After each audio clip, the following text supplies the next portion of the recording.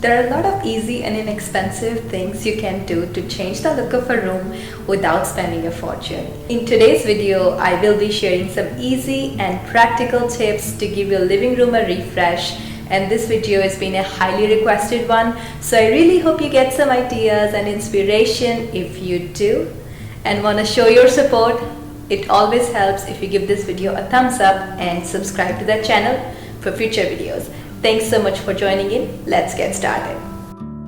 The first point that I want to talk about today is how to make your living room appear larger and brighter. If you have a lot of warm tones in your living room, like we have, dark paint, dark cabinets and things like that. So how do we bring it up to make it brighter without changing the paint color to white? Couple things we can do here. First one being adding sheer curtains. So it makes such a big difference. I'm going to insert some before pictures here so you can see the comparison for yourself. But white sheers will make a dark room look bigger and brighter. They are an awesome way to add luxurious style on a budget. And there is something very special about this airy look that just drips luxury on a budget. And floor to ceiling curtains are great. They make the space look even, more bigger and brighter. Now next is how to figure out your focal point in the living room. First of all, let's first understand what is a focal point. It is an area that draws our attention due to being more dramatic than other areas. Look around your room to determine the biggest feature. It may be a fireplace, a picture window, or a built-in bookcase, or a TV console unit, or a big piece of furniture. This will generally be your focal point. You can also have 2 or 3 focal points depending upon the layout. For example, in our case, we have 2 main focal points. One is this fireplace here, and the other one is this nook area or the cabinet space right by the fireplace. If you don't have a focal point, don't worry, you can create a focal point by painting one wall a different color from the rest and accessorizing with a wall arrangement. In reality, there is no absolute limit to the number of focal points a room can have. However, sticking to a maximum of 3 focal points will help make sure the room stays orderly in a smaller space. Sticking to maximum of 2 is the safest bet. It's not an unbreakable rule, but it can definitely make things a lot easier. Once you have identified your focal point, use contrasting colors to make the focal point stand out. Using contrast is a powerful way to make a stylistic statement, so experiment with colors, textures, and details to add flair to your living room. Not to worry about impressing others. Just like in all of life, you try multiple things and eventually figure out what works for you. So, same thing here. Allow yourself the freedom to mess up and change your mind. It's not the end of the world. For example, we like palm trees and we also have those in our backyard, so you'll see a lot of palm details in our living room. So include home design elements that represent your personal style.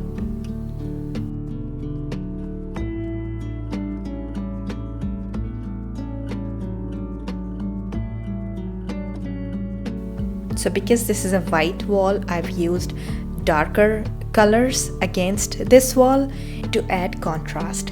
Light colors are airy, and as a general rule, they make the rooms feel larger and brighter. Dark colors, on the other hand, are sophisticated and warm, and they make the rooms feel more intimate. For the second focal point that we have, this cabinet or nook space here, I've added a lot of whites and sort of brighter colors to bring up the space, because this space is dark. White adds a lot of contrast.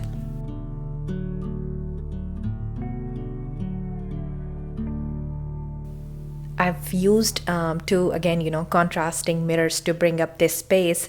Figure out what your personal style is. If you like contemporary, go for it. But right now we are more into rustic decor. So this setup, speaks to our style and we are totally in love.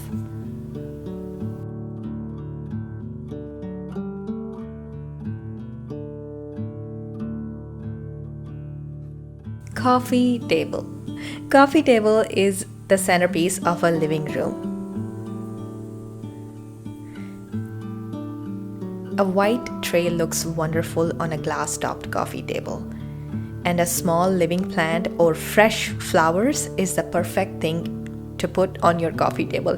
Absolutely cannot go wrong with that. You can always decorate with flowers and candles, of course, but then don't shy away from adding small pieces to add personality, and you can get creative here. There are no rules when it comes to showing creativity and personality with small objects. For example, I brought this tea saucer cup from my kitchen and added potpourri in one and coffee beans in other, and that becomes your object of personality. And then you add flowers or candles, whatever you want to add. Or another creative idea is to bring out your vintage or unused kettles and put them to use on your coffee table.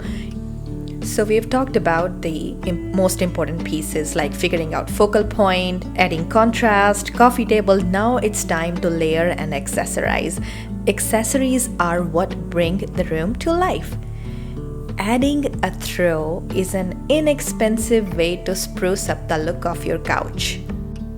And when it comes to styling a throw, you can either fold it in thirds so it stays in place, but my living room is already structured, so I wanted to add some casual sort of rumpled look, so I just positioned it in a way that it looks unfolded to make it look more comfy. And when it comes to arranging pillows, you can go for a simple or symmetrical or electric or layered look. You know, some people put couple pillows on one side and couple pillows on the other side, but I personally like the symmetrical look. It looks more, cohesive, more pulled together, and also gives the guest more place to sit essentially. So I personally like this look, but it's your personal choice at the end of the day. Another great way to accessorize is using books to decorate.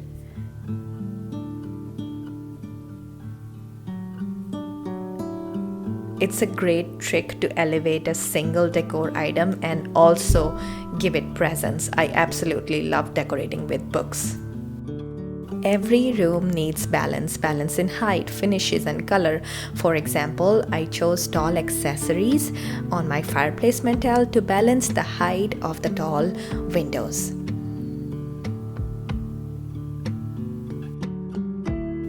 Adding things like greenery, fresh flowers, or plants give the room a lot of texture and also give it life and personality.